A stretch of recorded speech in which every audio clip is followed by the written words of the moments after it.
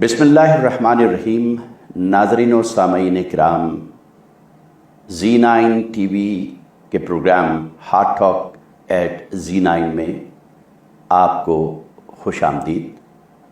ये साल 2023 का हमारा पहला प्रोग्राम है और इस प्रोग्राम को शुरू करने से पहले हस्ब रवायत मैं आपको याद दिलाता चलूँ कि आज जुमअतुल मुबारक 20 जनवरी 27 जमादियुस्सानी है।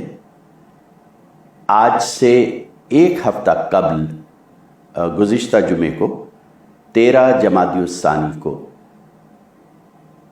उन 4 ख़वातीन जिनके लिए रसूल अकरम सल्लल्लाहु अलैहि वसल्लम की हदीस से मुबारक के मुताबिक दुनिया की काबिल एहतराम ख़वातीन में से एक हैं, मरियम बिनते इमरान, आसिया बिनते मज़ाहिम, खतीजा बिनते खवलद और फ़ातिमा बिनते मोहम्मद अलैहिस्सलाम। हज़रत फ़ातिमा शहज़ादी कौनैन फ़ातिमा सलामुल्लाह अलैहा हुज़ूर अकरम सल्लल्लाहु अलैहि वसल्लम की साहिबजादी और हसनैन करीमीन की वालिदा मोहतरमा हज़रत अली करमल्लाहु वजहुल करीम की ज़ौजा मोहतरमा थी। आपके लिए मुतअद्दिद हदीस हैं सहीहुल बुखारी में, मुस्लिम शरीफ में, कंज़ुल आमाल में, और हम मुसलमान जानते हैं कि उनकी अहमियत, उनकी अफादियत और उनकी विलादत हम सब के लिए बाइस रहमत है। मैं इमाम ज़माना अज्जल फ़रजहुम की खिदमत में हम सब की तरफ से हदियाए तहनीत पेश करता हूँ। मैं हूँ आपका होस्ट और दोस्त साथी आसिफ सैयद। इस इंट्रोडक्शन के बाद हमारे पास आज के पहले प्रोग्राम में कहने को तो बहुत कुछ था, ख़ास तौर पे फेडरल लिबरल के इलेक्शन होने जा रहे हैं एग्जेक्टिव्स के, जहाँ पर 2 कैंडिडेट अब तक आए हैं। उनमें से एक कैंडिडेट पाकिस्तानी नज़ाद हैं मीरा अहमद। उनसे भी हम अगले कुछ प्रोग्रामों में राब्ता करने की कोशिश करेंगे। साथ ही ओंटारियो लिबरल पार्टी के लीडरशिप इलेक्शन भी हुआ चाहते हैं, जो कि करीन क़यास ये है कि इस साल के आखिर तक होंगे। मार्च में ओंटारियो लिबरल पार्टी का कन्वेंशन है हैमिल्टन में, और वहाँ डिसाइड होंगे रूल्स और उसके हिसाब से लीडरशिप के इलेक्शंस होंगे। हमें ये अब तक मालूम है कि 2 कैंडिडेट अनाउंस हो चुके हैं। उनमें से एक यासिर नकवी हैं। आप जानते हैं यासिर नकवी 2013 से ओंटारियो लिबरल पार्टी में एक्टिव भी हैं, मेंबर भी रहे हैं ऑटावा सेंटर से, और कैथलीन वेन के ज़माने में वो मिनिस्टर्स रहे हैं। बहुत सी मिनिस्ट्री उनके पास रही हैं और आखिर में वो अटॉर्नी जनरल भी रहे हैं। साथ ही एक और नाम बीचेस ईस्ट यॉर्क के फेडरल MP नेट स्मिथ हैं, और उन्होंने भी ऐलान किया है कैंपेन शुरू है। हम अगले कुछ प्रोग्रामों में उनके बारे में तफसील से बताएंगे और कोशिश करेंगे कि उनसे राब्ता करें या उनके जो फॉलोअर्स हैं, जो कंपेनियन हैं, जो उनके कैंपेन को रन कर रहे हैं, उनसे राब्ता करके उनके बारे में आपको मज़ीद जानकारी दें। इस वक्त हम चलते हैं एक ब्रेक की जानिब, और ब्रेक से वापस आने के बाद हमारे इस साल के पहले प्रोग्राम के मोअज़्ज़िज़ मेहमान होंगे डॉक्टर ग़ुलाम मुश्तबा, चेयरमैन اور CEO پاکستان پالیسی انسٹیٹیوٹ، وہ نیو یارک میں ہمارے ساتھ ہوں گے. ہم اس وقت چلتے ہیں بریک کی جانب. بریک سے واپس آتے ہی ہم نیو یارک جائیں گے. ہمیں امید ہے آپ ہمارے ساتھ ہی رہیں گے. Are you tired of low sales from your business? Are you looking for the best way to increase your sales? Contact us today and let us show your business to thousands of local and global customers. At Z9 TV, we are a fast-growing TV channel in Canada. With a quickly growing audience size, we are helping companies and business grow by advertising to a huge number of customers. If you are looking to increase your brand recognition, promote your professional services, or increase your product sales, we provide you with the right platform to do just that, with a full return on investment in just a short time. A commercial advertising platform is the right tool for your business. At Z9 TV, your business is never too small to advertise, since we have different packages for everyone. Contact us today and get more exposure for your business at low rates. Call us at 647-500-9477.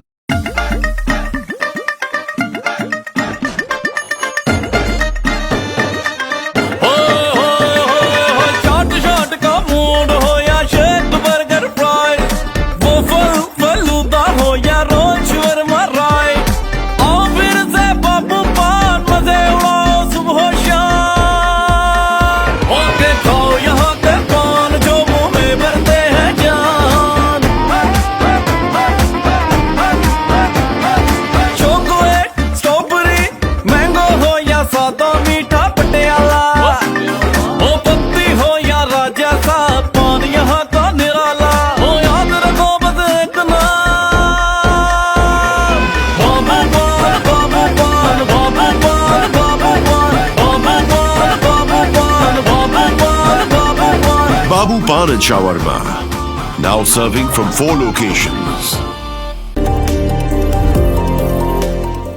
جی ناظرین، خوش آمدید. Break پر جانے سے پہلے میں نے آپ سے عرض کی تھی کہ ہمارے ساتھ پاکستان پالیسی انسٹیٹیوٹ کے چیئرمین CEO ڈاکٹر غلام مشتبہ نیو یارک سے جڑیں گے. اس وقت وہ ہمارا انتظار کر رہے ہیں نیو یارک میں. آئیے ان کی طرف چلتے ہیں. السلام علیکم ڈاکٹر صاحب. وعلیکم السلام. کیسے ہیں آصف صاحب؟ جی ڈاکٹر صاحب بالکل خیریت سے.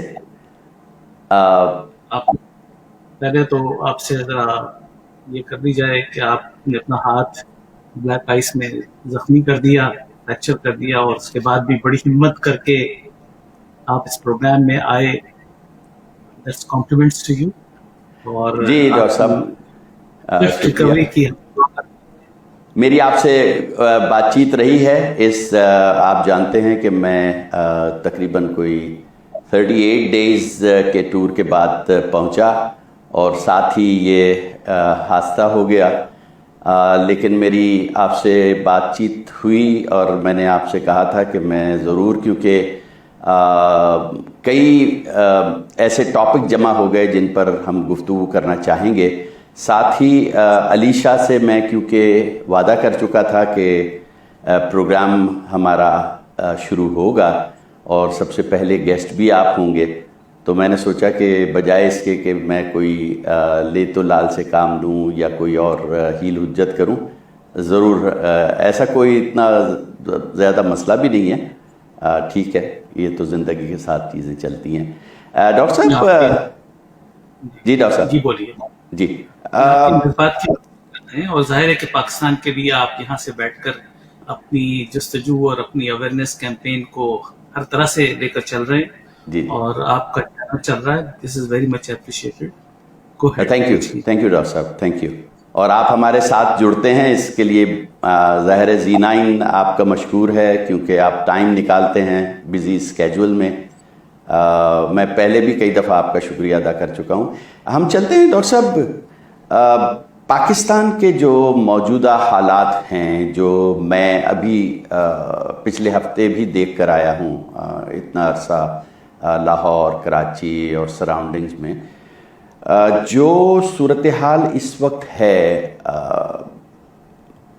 عمران خان کی، ظاہر ہے یہ 2 اسمبلیاں توڑنے کے بعد اور کراچی میں بلدیاتی الیکشن کے بعد، سب سے پہلے تو اگر ہم اگر آپ سم اپ کریں جو پاکستان کی صورتحال ہے، معاشی بھی اور سوشلی بھی، عمران خان کے فیصلے کیسے دیکھ رہے ہیں آپ اس کو؟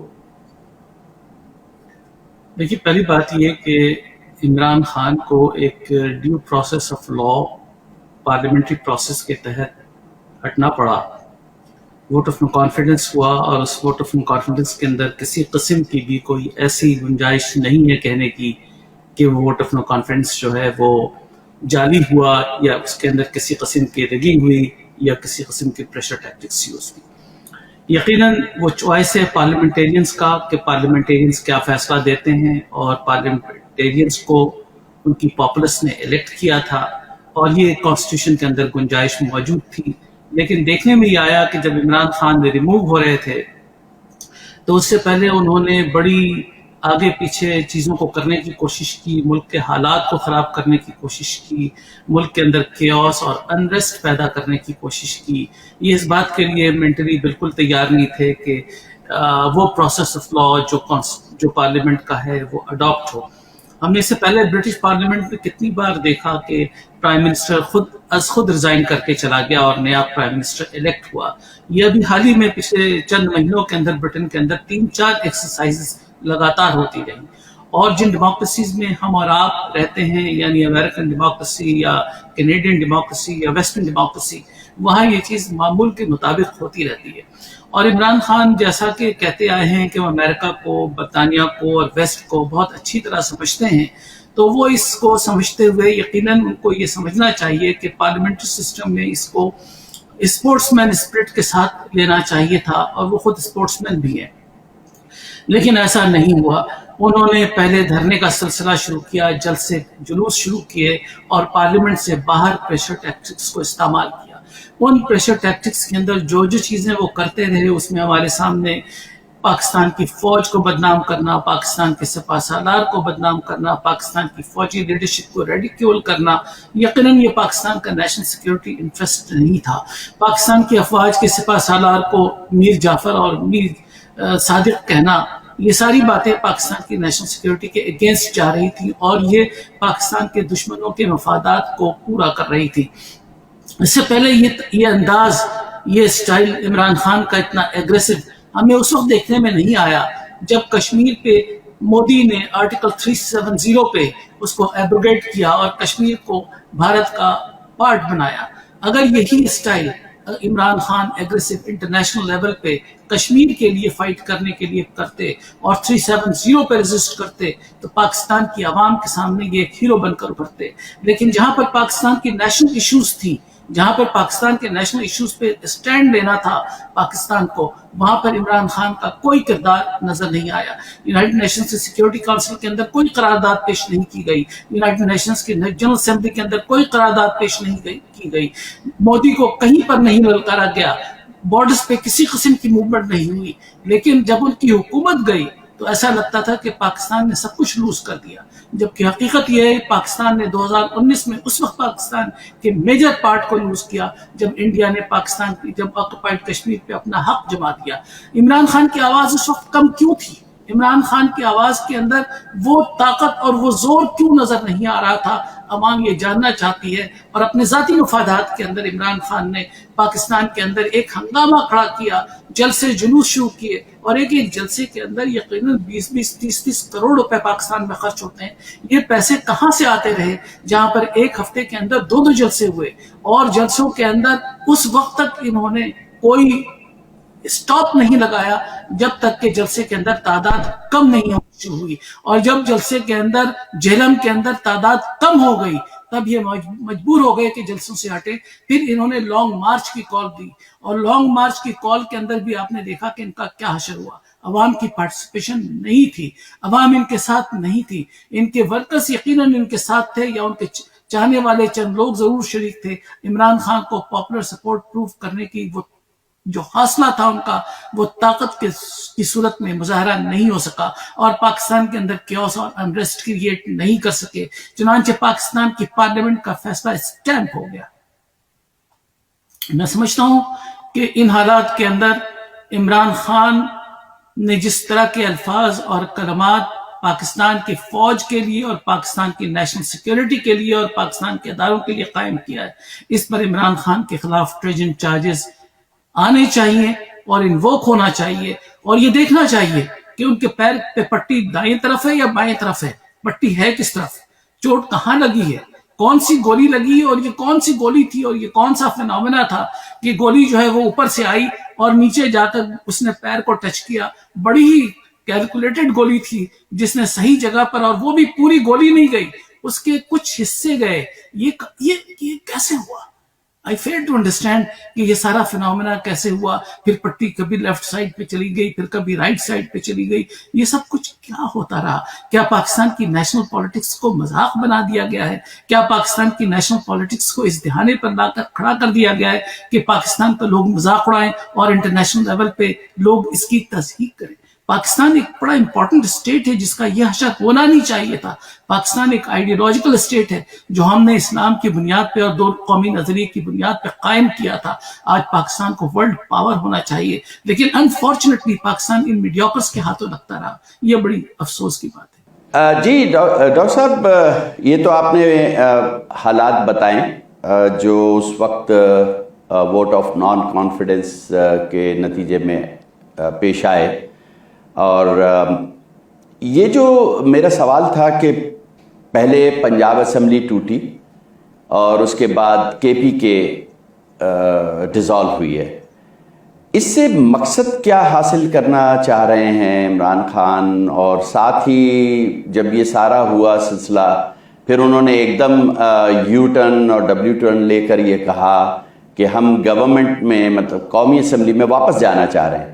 اور پھر اگلے دن حکومت نے، اسپیکر نے پارلیمنٹ کے، ان 35 جو ان کے ممبرز تھے ان کو ان کے استعفے الیکشن کمیشن کو بھجوا دیے. ابھی کچھ اور بھی تیار ہیں. پلس یہ کہ وہ پچھلی دفعہ 11 سیٹوں سے لڑے تھے، 7 سے جیتے. ابھی تک انہوں نے اوتھ نہیں لیا ہے. ظاہر الیکشن کمیشن ان کو کال کر رہا ہے، اور پھر وہ کسی ایک سیٹ سے اگر اوتھ نہیں لیتے ہیں تو وہ الیکشنز پھر دوبارہ ہوں گے. ابھی جو 35 سیٹس ہیں ان میں سے 33 سے وہ دوبارہ لڑنا چاہ رہے ہیں. تو یہ کیوس کیوں پیدا کیا جا رہا ہے ڈاکٹر صاحب؟ دیکھیے، بات یہ ہے کہ الیکشن آفٹر الیکشنز انہی سیٹوں پر پاکستان افورڈ نہیں کر سکتا ہے. آپ جب الیکشن جیت کر آئے، فار ایگزامپل پنجاب اسمبلی کے اندر آپ الیکشن جیت کر آئے، آپ نے کولیشن گورنمنٹ فارم کی، آپ کی کولیشن گورنمنٹ پاور میں آئی اور آپ پاور مینٹین انجوائے کرتے رہے. اب اس کے بعد آپ نے یہ کہا کہ جی آپ اسمبلی سے کو ڈیزالو کریں گے، اور ڈیزالو کرنے کے بعد آپ ری الیکشن کریں گے. تو اس کا پرپس کیا تھا؟ آپ آلریڈی الیکشن جیتے ہوئے تھے. الیکشن کے اندر آپ نے دوبارہ اسمبلی کو ڈیزالو کر کے پھر الیکشن کال کرنا ہے، اور ٹارگٹ آپ کا پھر حکومت میں آنا ہے. تو حکومت تو آپ آلریڈی کر رہے تھے. آپ کو صرف یہ بتانا ہے کہ آپ نے ان 3-4 سالوں کے اندر عوام کو دیا کیا ہے. الیکشن عوام کی جو ضرورت ہے وہ انتخابات نہیں ہے. عوام اس کو نہیں دیکھنا چاہتی ہے کہ آپ کن کو انتخابات میں لاتے ہیں اور کن کو نہیں لاتے ہیں. عوام یہ دیکھنا چاہتی ہے کہ آٹا، چاول، دال کا بھاؤ کیا ہے. عوام یہ دیکھنا چاہتی ہے کہ ان کی ضروریات زندگی کے اندر گیس چولہے کے اندر آ رہا ہے، تیل کار کو مل رہا ہے، یا بجلی فراہم ہو رہی ہے، پانی میٹھا مل پا رہا ہے. یہ ساری چیزیں عوام کی بیسک ضروریات ہیں. عوام کو ان ضروریات سے غرض ہے. عوام کو اس سے غرض نہیں کہ آپ انتخابات پہ انتخابات لڑتے رہیں اور اسی اسمبلی کو دوبارہ جیت کر لاتے رہیں، صرف یہ ثابت کرنے کے لیے کہ عوام میں آپ کی پذیرائی ہے. عمران خان نے 8-9 قومی اسمبلی کے حلقوں سے الیکشن لڑ کر ان میں سے 2 سیٹیں ضائع کر دیں اور 7 سیٹوں پر الیکٹ ہوئے. تو کیا عمران خان آج 7 حصے میں اپنے آپ کو تقسیم کریں گے اور 7 عمران خان 7 حلقوں کا اوتھ اٹھائیں گے اور اسمبلی کے اندر 7 ڈیفرنٹ پارٹس میں کرسیوں پہ بیٹھ کے اپنا ووٹ کاسٹ کریں گے اسمبلی کے اندر. نہیں، ایسا نہیں ہے. انہوں نے ایک پورا مذاق بنایا ہے پاکستان کی ڈیموکریسی کا یہ کر کے. اس کے بعد پھر یہ ریزائن کریں گے. اور یہ عوام کو سمجھنے کی ضرورت ہے کہ اس طرح کے انتخابات عوام کو کیا دے رہے ہیں. عوام کے ٹارگٹس بھی یہ ہونے چاہیے کہ جو ان کے مسائل کو حل کر سکتا ہے، جو ان کے مسائل پہ کو ایڈریس کر سکتا ہے، ان مسائل کو حل کرنے والے چہرے کون ہیں. اگر عمران خان نے مسائل حل کیے ہیں تو عمران خان یہ بتائیں کہ 10 سالوں کے اندر کے پی کے میں انہوں نے کے پی کے کی عوام کو کیا دیا. ویسٹرن ڈیموکریسیز کے اندر جو چیز دیکھی جاتی ہے وہ یہ دیکھا جاتا ہے کہ آپ نے گزشتہ حکومت کے اندر کیا دیا اور آئندہ آپ سے کیا توقعات رکھی جائیں. چنانچہ 10 سال کے اندر کیا کے پی کے پاکستان کا رول ماڈل بن سکا؟ کیا 10 سال کے اندر کے پی کے پاکستان کا ایک ایسا پروونس بن سکا جو دوسرے پروونسز کے لیے رول ماڈل ہوتا، جہاں امپلائمنٹ ہوتی، جہاں لا اینڈ آرڈر سچویشن مضبوط ہوتی، جہاں پر بزنس کی اپرچونٹیز ہوتی اور جہاں پر انفلکس ہوتا عوام کا سندھ، بلوچستان اور پنجاب سے آنے کا، چونکہ وہاں پہ مواقع زیادہ ملتے. لیکن آپ نے کون سی ڈائنامکس ایسی دی کے پی کے کی 10 سالہ دور حکومت کے اندر جس سے عوام کی اٹریکشن کے پی کے اندر ہو سکتی تھی، جس سے بزنسز فلورش کر سکتے تھے اور کراچی سے بزنسز ٹرانسفر ہو کر کے پی کے کی طرف جاتے؟ ایسی کیا چیز ہوئی کے پی کے اندر؟ یہ ہمیں بتایا جائے اور یہ بتایا جائے کہ وہ آئندہ آنے والے 10 سالوں میں آپ کون سی نئی چیز دیں گے جو 10 سال میں آپ نہیں دے سکے اور عوام کو مطمئن کر سکیں گے کہ آپ کی حکومت رول ماڈل ہے دوسرے صوبوں کے لیے. عمران خان نے جو چیز پیش کی وہ یہ کہ دوسروں کو گالیاں دینا، دوسروں کو برا بھلا کہنا، دوسروں کی کرپشن پہ انگلی اٹھانا اور اپنی کرپشن کو بھلا دینا. جو چیزیں توشہ خانے کے اندر ہوئی، جو چیزیں چینی کے اندر ہوئی، جو چیزیں آٹے کے اندر ہوئی، جو چیزیں فوڈ کی کمی کے نتیجے میں ہوئی، اس کا ذکر کیوں نہیں؟ یہ کیوں نہیں بتایا جاتا ہے کہ ڈالر 100 روپے پہ 95 پہ آپ نے جب حکومت لی تھی ڈالر 95 پہ تھا اور جب آپ نے حکومت چھوڑی تو ڈالر 200 پہ چلا گیا. اس کی وجوہات کیا تھی؟ یہ بتایا جائے کہ عمران خان جب حکومت میں آئے تھے اس وقت پاکستان کا نیٹ فارن ڈیٹ تقریباً $80 بلین تھا اور اس وقت عمران خان نے جب حکومت چھوڑی ہے تو پاکستان کا فارن ڈیٹ $120 بلین ہو گیا. یہ 50% exponential increase in the foreign debts of Pakistan اس صرف 3 سال کے اندر ہو گیا.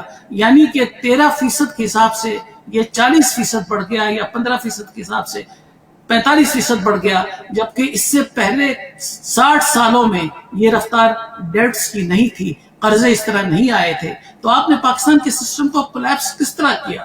آپ یہ بتائیے کہ آپ نے کیا پاکستانی عوام کو نئی چیزیں دی؟ کون سی نئے بریجز آئے؟ کون سی امپلائمنٹ بڑھی؟ کہاں پر لوگوں کو جسٹس ملی؟ کہاں پر ریفارمز ہوئے؟ کہاں پر ایجوکیشنل اسٹینڈرڈز بڑھے؟ کہاں پر یونیورسٹیز کی چیزیں امپروو ہوئی؟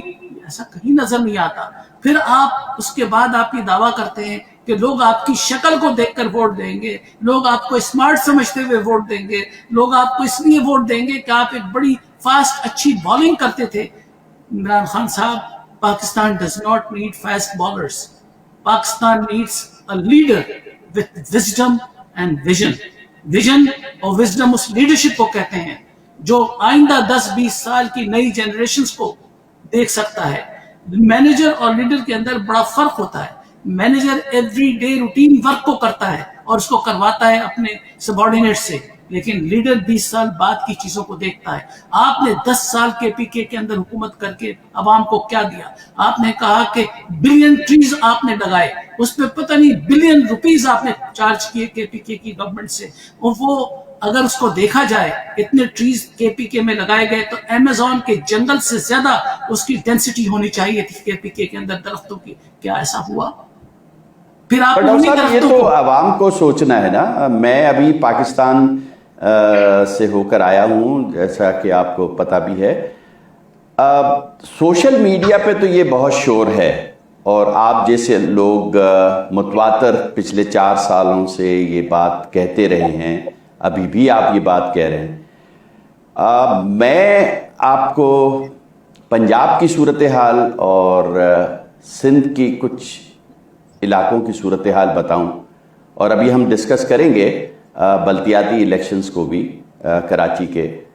مجھے تو وہاں پر ایسا کچھ نظر نہیں آیا جو کچھ شور و غوغا سوشل میڈیا پر نظر آتا ہے کہ 2/4 اور پتہ نہیں 2/3 اور 5/4 الیکشن کے رزلٹ ہونے والے ہیں. ایسا مجھے تو کچھ نظر نہیں آتا.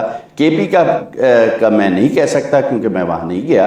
ادروائز تو پاکستان کی جو باقی علاقے ہیں وہاں ایسی کوئی صورتحال ہے نہیں کہ عوام میں اتنی کوئی پذیرائی ہو. یہ آپ کا بہت امپورٹنٹ سوال ہے آصف صاحب، اور بہت گہرا سوال ہے. اور یہ سوال نہ صرف یہ کہ عمران خان سے ریلیٹڈ ہے، یہ سوال پاکستان کی ڈیموکریسی کے کوشچن مارک. آپ جہاں رہتے ہیں، میں جہاں رہتا ہوں، ابھی حال ہی کے اندر جارجیا اسٹیٹ میں الیکشن رن آف ہو گئے. رن آف اس لیے ہوئے کہ جس نے لیڈ لی وہ 50% سے اوپر ووٹ حاصل نہیں کر سکا. 49 پوائنٹ سم تھنگ اس نے ووٹس حاصل کیے. چنانچہ اگر 50% سے نیچے ووٹس تھے تو اس پہ رن آف ہوتا ہے. اور میرا خیال ہے کہ آپ کی آڈینس بہت اچھی طرح جانتی ہے کہ رن آف الیکشن کیوں ہوتا ہے. رن آف الیکشن وہ اسکیل اسٹیبلش کیا جاتا ہے کہ اگر اس سے نیچے ووٹ حاصل ہوئے تو عوام کی نمائندگی نہیں ہو رہی ہے. چنانچہ یہ اسٹیبلش کیا گیا کہ عوام کی نمائندگی نہیں ہوئی. اب آپ یہ دیکھیے کہ عمران خان کو جو ووٹ ملے تھے پچھلے الیکشن کے اندر، وہ ووٹوں کی تعداد کیا تھی اور ٹوٹل ووٹوں کی تعداد پاکستان کے اندر کیا تھی. اس سے قطع نظر کہ ووٹوں کی ریگنگ کتنی ہوئی، اس سے قطع نظر کہ ڈبوں میں کتنے ووٹ بھرے گئے، وہ اپنی جگہ، وہ تعداد ایک اپنی جگہ ہے. اگر یہ مان لیا جائے کہ ریگنگ 20% ووٹس پہ ہوئی تو باقی 80% ووٹس جو ہیں وہ ملک کی 15% آبادی کو ریپرزینٹ کرتے ہیں. تو 15% کی آبادی پر تمام پارٹیز نے انتخابات لڑے اور اس پہ جس نے ہائیسٹ ووٹ لیا اس نے کامیابی حاصل کی اور حکومت فارم کی. کیا یہ پاکستان کی عوام کی نمائندگی ہے یا چند مخصوص لوگوں کی جو پولیٹیکلی ایکٹیو ہیں انہوں نے ووٹ جا کر ڈالا؟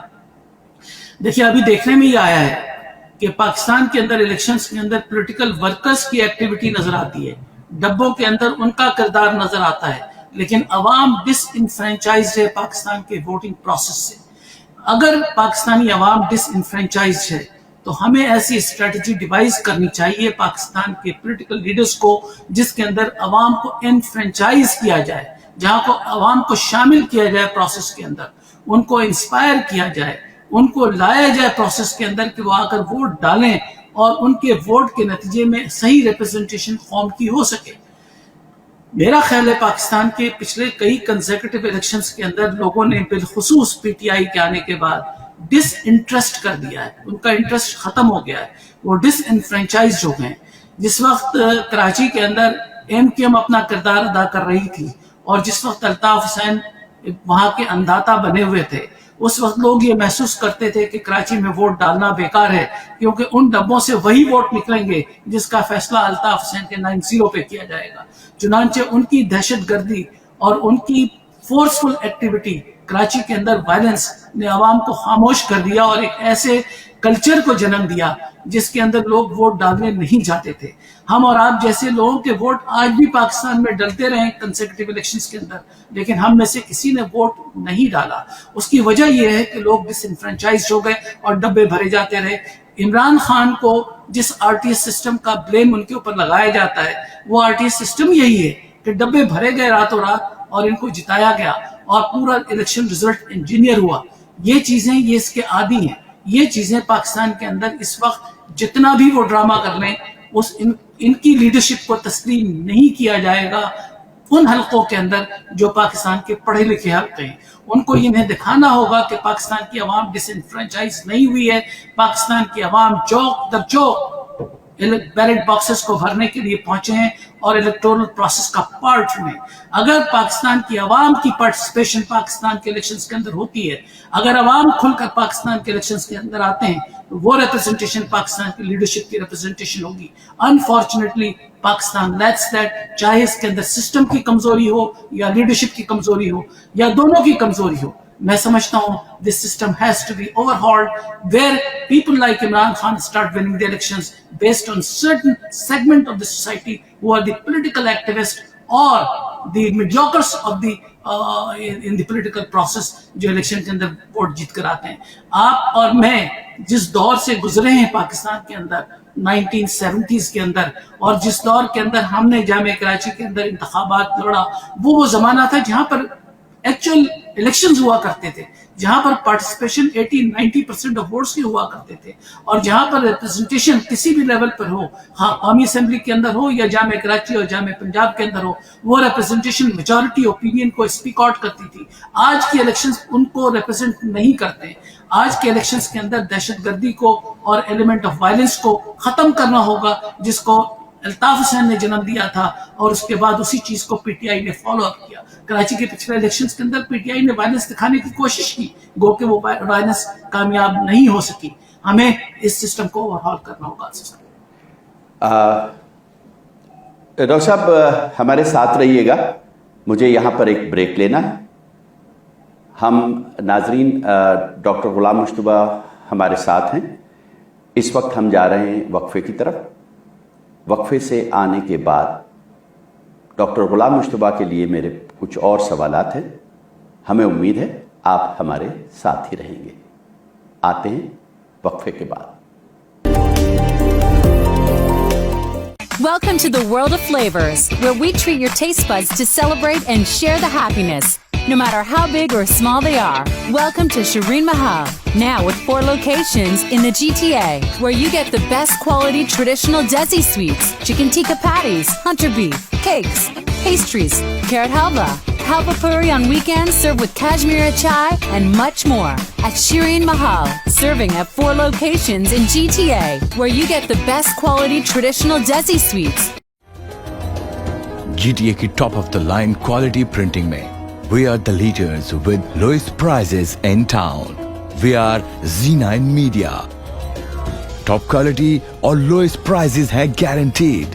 हर तरह की graphic designing और printing services from huge banners to posters, real estate signs, vinyl, magnet flyer, business card. Your one-stop shop for all signs and printing needs. Call now 647-500-9477. Z9 Media. Welcome back नाजरीन. वक्फे से पहले हमारे साथ Pakistan policy institute के chairman CEO doctor गुलाम मुश्तबा थे. हमने उनसे federally discuss किए हैं पाकिस्तान के हालात. रीसेंट अभी गुज़िश्ता हफ्ते ही कराची में इलेक्शंस हुए हैं बल्दियाती. ख़ासी देर के बाद कुछ मुलतवी होते रहे हैदराबाद और कराची के इलेक्शंस, लेकिन फाइनली 15 जनवरी को ये इलेक्शंस हुए, रिज़ल्ट्स आए, और उन रिज़ल्ट्स के मुताबिक पाकिस्तान पीपल्स पार्टी इस वक्त तक लीड पर है और उसके बहुत ही करीब जमात इस्लामी की सीटें हैं. मैं, जैसा कि मैंने पिछले सेगमेंट में भी कहा है कि मैं पाकिस्तान से अभी आया हूँ.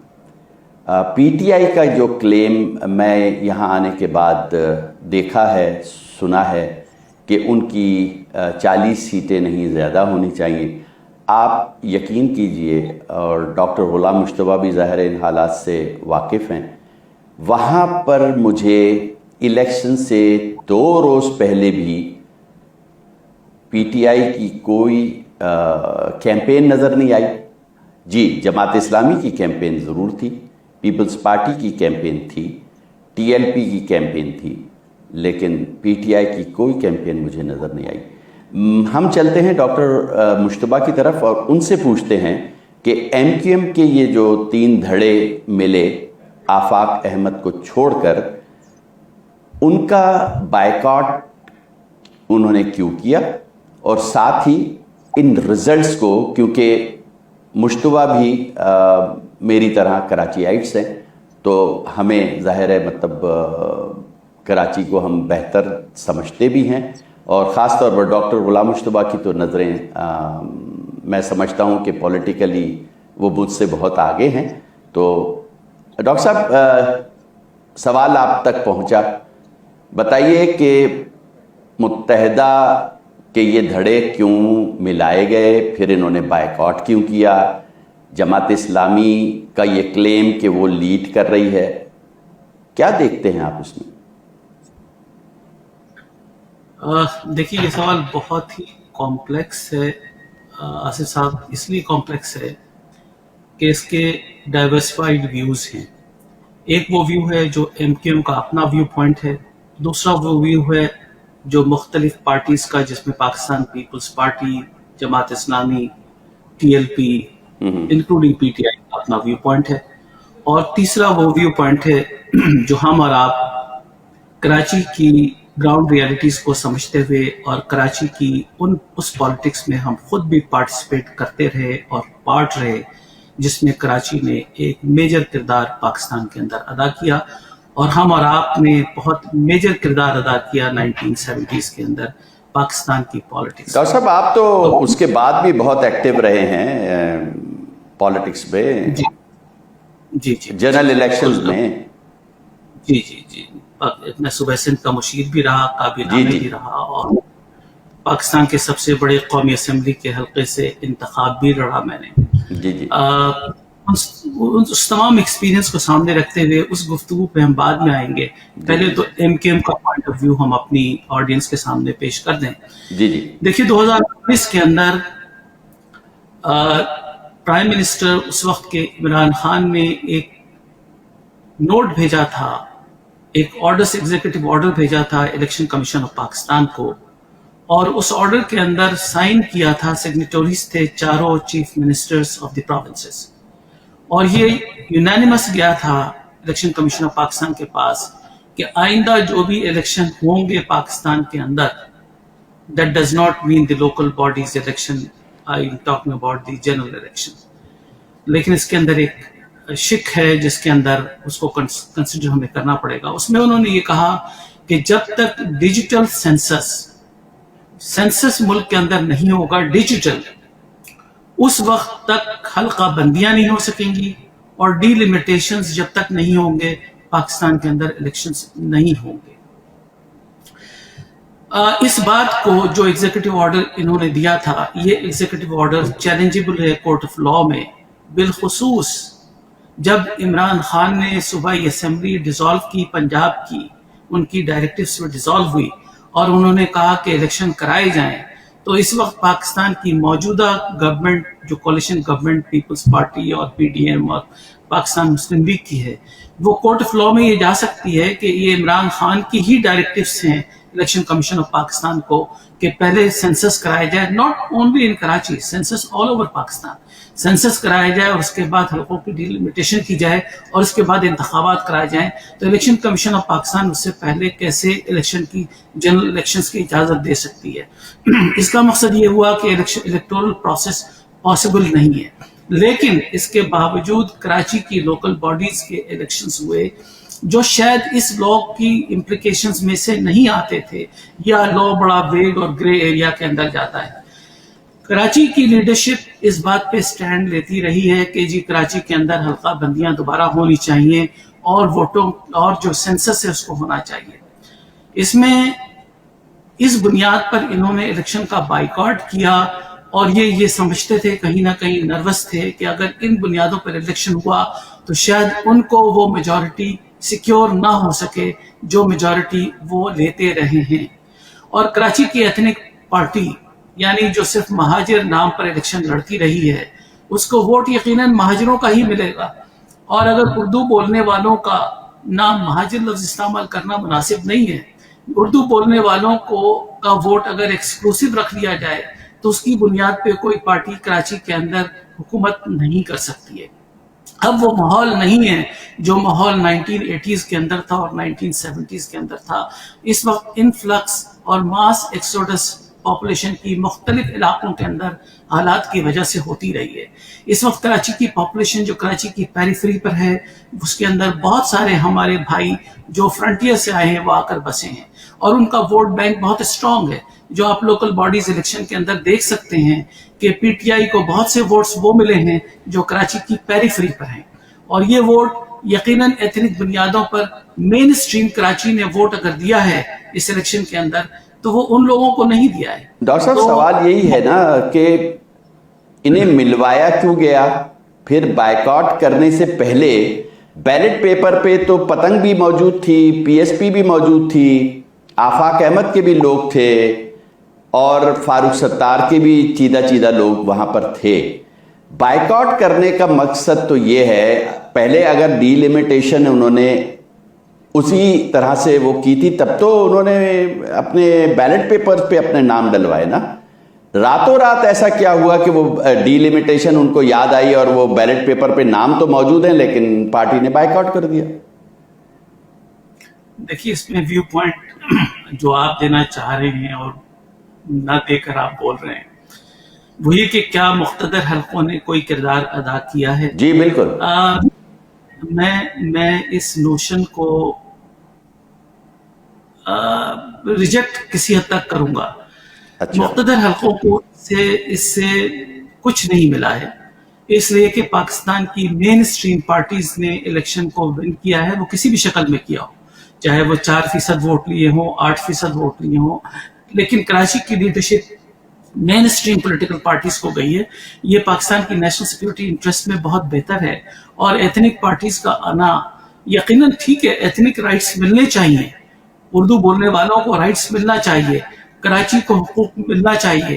کراچی کے اندر کہیں نہ کہیں لوگوں کے اندر یہ پرسیپشن ہے کہ وہ احساس محرومی کا شکار ہیں. میں سمجھتا ہوں کہ تمام پولیٹیکل پارٹیز پاکستان کی اس بات سے ایگری کرتی ہیں کہ اس کے اندر کہیں نہ کہیں ہمیں اس معاملے کو ریزالو کرنا چاہیے, یہ in the larger interest of the nation ہے. But that does not mean کہ کراچی کو الوف کر دیا جائے اور کراچی کو ایتھنک پارٹیز کے ہاتھوں آنے دیا جائے اور اس کے نتیجے میں کراچی اور سندھ دو حصوں میں ڈیوائیڈ ہو جائے یا پاکستان کے اندر ایتھنیسٹی پروموٹ ہو جائے. یہ پاکستان کا انٹرسٹ نہیں ہے.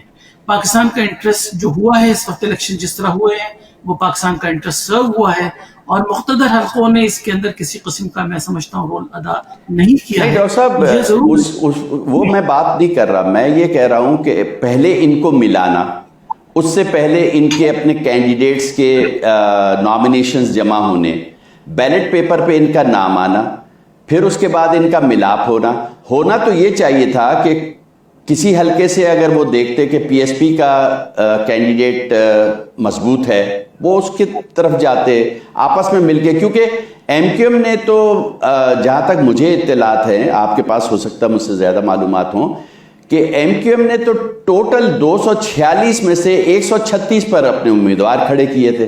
ان سے زیادہ 202 جو تھے وہ تو پی ایس پی کے امیدوار تھے.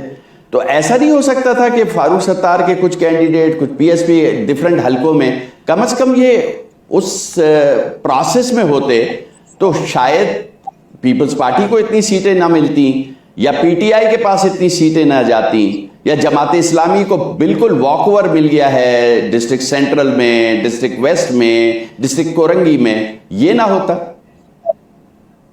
آج صاحب آپ بہت اسمارٹ کوشچن کر رہے ہیں اور مجبور کر رہے ہیں مجھے کہ کچھ باتیں میں بول دوں. جی میں یہی تو سننا چاہ رہا ہوں آپ سے. بہت بہرحال آپ کی اس اسمارٹنس کو میں اپریشیٹ کرتا ہوں. میں آپ کو یہ بتاؤں کہ P S P, Farooq Sattar اور ایم کے ایم پاکستان یہ سب بائی پروڈکٹس ہیں الطاف حسین کی اس تنظیم کے جس کا نام ایم کے ایم ہے. No doubt. الطاف حسین کو آپ بھی بہت اچھی طرح جانتے ہیں اور میں بھی بہت اچھی طرح جانتا ہوں, کیونکہ یہ ہماری فارمیسی فیکلٹی کے اندر ہمارے برابر والا کلاس روم انہی کا تھا, اور یہ ہم سے جونیئر ہیں. اور ان کا جب ایکشن کمیٹی انہوں نے بنائی تھی کراچی یونیورسٹی میں داخلہ لینے کے لیے تو ہماری یونین کا کوئی کردار بھی تھا, اور ہمیں یہ بھی پتا ہے کہ یہ الیکشن لڑنا چاہتے تھے, ان کو میجر پارٹی کا الیکشن نہیں ملا تھا جب ہم کردار ادا کر رہے تھے. تو یہ اس سے ڈاکٹر صاحب مایوس اس وقت وہ لیڈر ہیں، مطلب وہ رہے ہیں لیڈر، اس کو تو ہم تسلیم کر رہے ہیں. وہیں پہ میں آ رہا ہوں، وہیں پہ آ رہا ہوں. تو جب سندھ کو ڈیوائیڈ کرنے کی ضرورت پڑی تو یہ الزام لگا کہ ضیاء الحق کی گورنمنٹ نے پیپلز پارٹی کو ڈیمیج کرنے کے لیے اردو بولنے والوں سے کے اندر سے ایک لیڈرشپ پیدا کی تاکہ لسانیت پرسنٹ ڈیوائیڈ ہو اور پیپلز پارٹی کا اس کی جو اسٹرینتھ ہے وہ ختم ہو.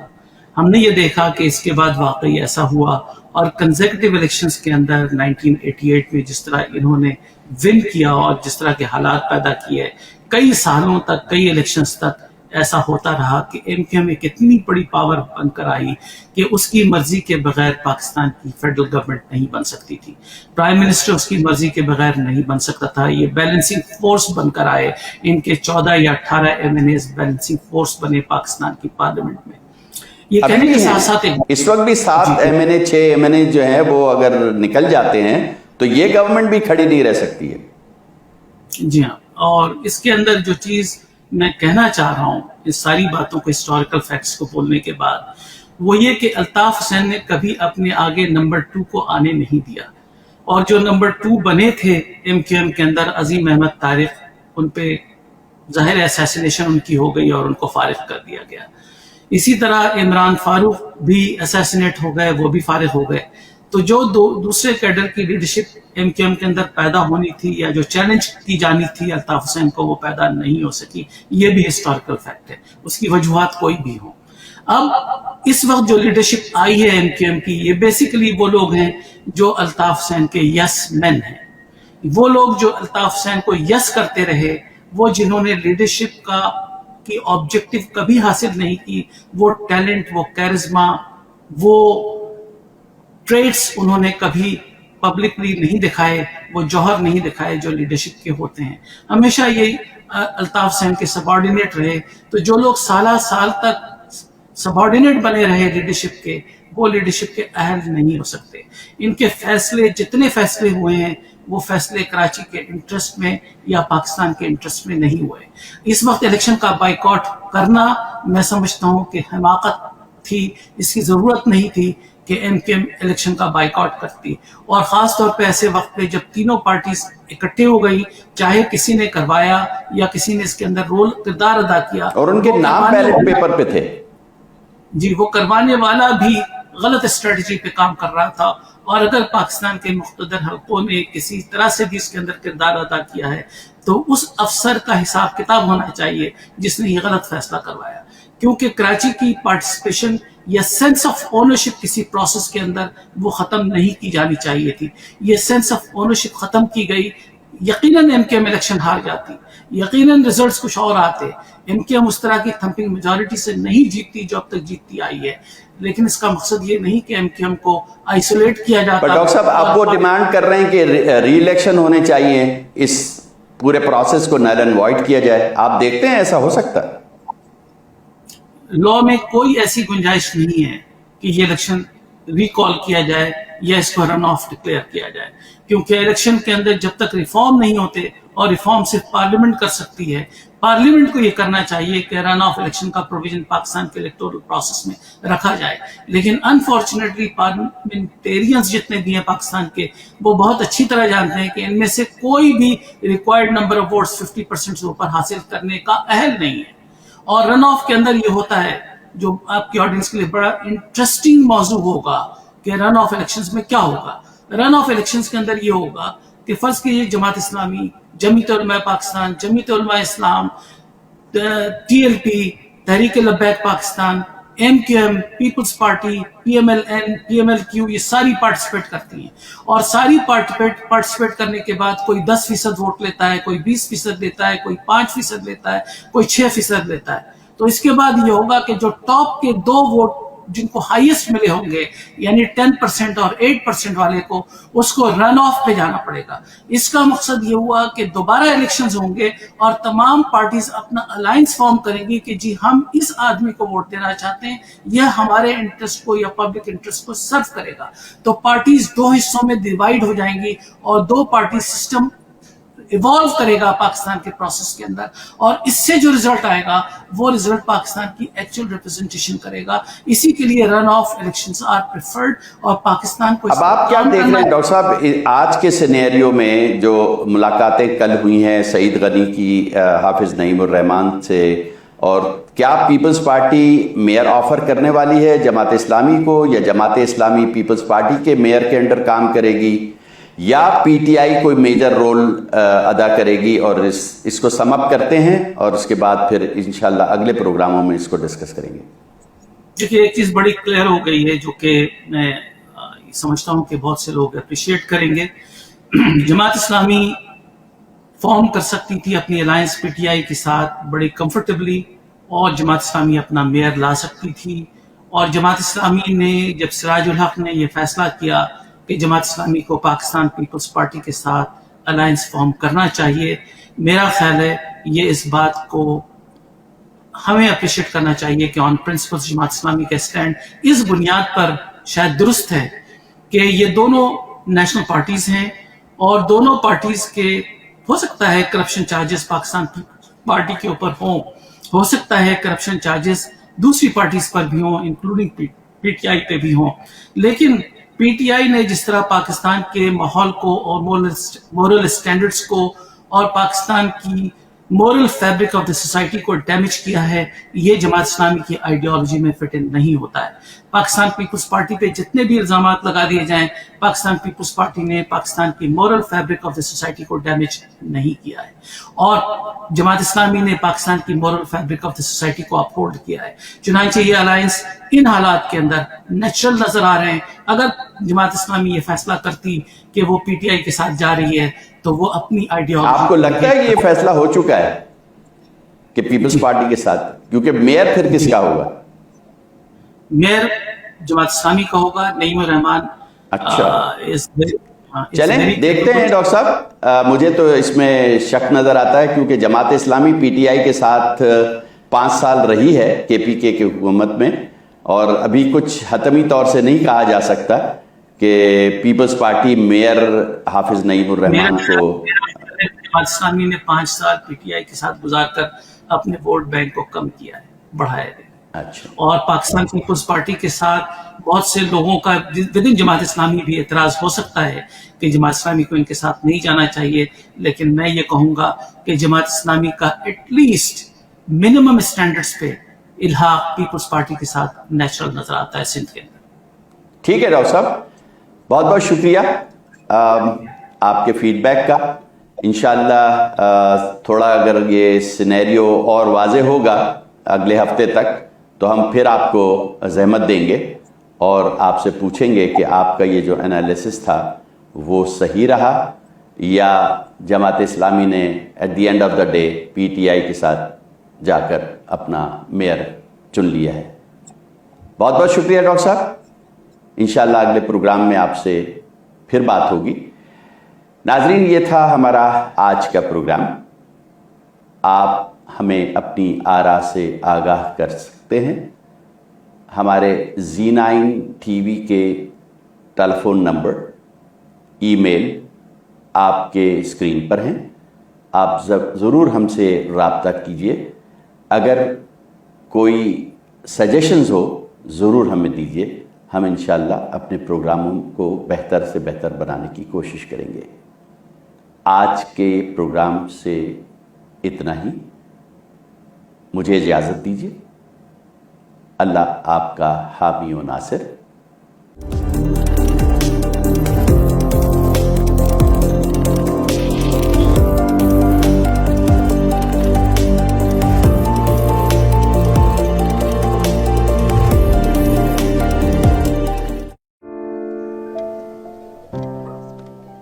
Injuries not only impact you, but also people around you. Life is better than this. Let's get your life back. The injury lawyers at Alam Law will use their years of experience to handle your claim so that you can focus on your recovery. And remember, you don't pay until we win. Alam Law. آپ کے رشتوں کا خوبصورت آئینہ जिसमें अपनेपन का एहसास है, प्यारा सा अटूट विश्वास है, जिसकी जगह कोई नहीं ले सकता, जो आपके फसानों को हंसी बनाए, बचपन के ख्वाबों को हकीकत बनाए और आपके सौंदर्य को चार चांद लगाए। अल मदीना ज्वेलर्स, विश्वास अपनेपन का। रियल एस्टेट की दुनिया में एक बाएतमाद और काबिले भरोसा नाम, honest and dedicated real estate professional Mahmood Bhullar आपके बजट, फाइनेंशियल सिचुएशन और पसंद की लोकेशन पर परफेक्ट रेजिडेंशियल और कमर्शियल प्रॉपर्टी दिलवाना है इनका काम। गारंटीड सेटिस्फेक्शन का एक ही नाम, Mahmood Bhullar from royally paid signature reality brokerage. मजीद मालूमात के लिए अभी कॉल मिलाएं 416-452-0505। KK Travel believe in providing everyone the first class customer service. We take care not only for your air ticket but dignity and respect as well. We are available for you anytime on WhatsApp, even while you are in Pakistan or any other destination. KK Travels guarantee lowest prices and are open to price match any airline. We are KK Travels under supervision of Gas Khan at 905-367-9433 or visit www.gaskhontravels.com.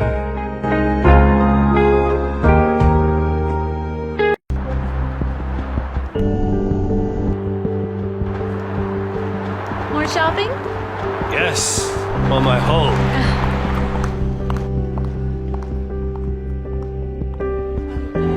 Welcome to Pan Am Blinds Limited. My name is Bobby, and I would like to introduce our very newest product. It is only with us with Pan Am Blinds in improved. It's combination of and silver shades, so Venus shades, or Shangri-La shades. So it's a very unique and new product in different color. It's an energy saver. You can save your 85% energy, and also it has child safety features over here. If you see here, if it goes down, it will open itself, and you will see through from this, but ultraviolet rays controlled. No UV light will come in, and you can see out, and people, they can see very slightly. Please come to our store and see how many beautiful colors we do have and enjoy your comfort of life.